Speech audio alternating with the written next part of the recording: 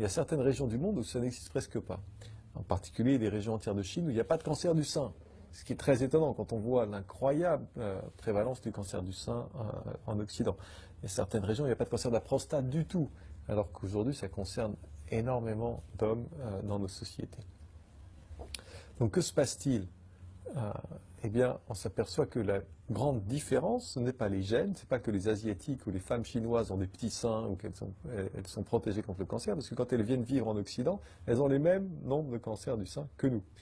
Il se passe qu'il y a une différence dans la manière de vivre, dans le mode de vie dans ces régions et dans les autres.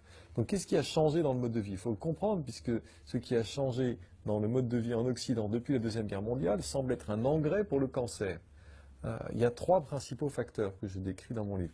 Le premier, c'est l'augmentation considérable de la consommation de sucre et de farine blanche raffinée, qui n'existait presque pas avant la Deuxième Guerre mondiale. Aujourd'hui, on est en France, au XIXe siècle, on consomme à peu près 5 kilos de sucre raffiné par personne et par an.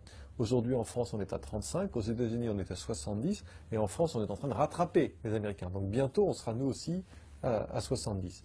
Le corps ne peut pas gérer 35 kilos de sucre raffiné par an. Il n'est pas fait pour ça. La génétique humaine est faite pour gérer. Le moment où nos gènes sont constitués, il n'y avait que le miel comme sucre raffiné, et c'était 2 kilos par personne et par an. Donc, il y en avait très peu. 5, visiblement, c'était encore gérable. 35, ça n'allait pas. 70, certainement pas. Et le cancer se nourrit avant tout de sucre.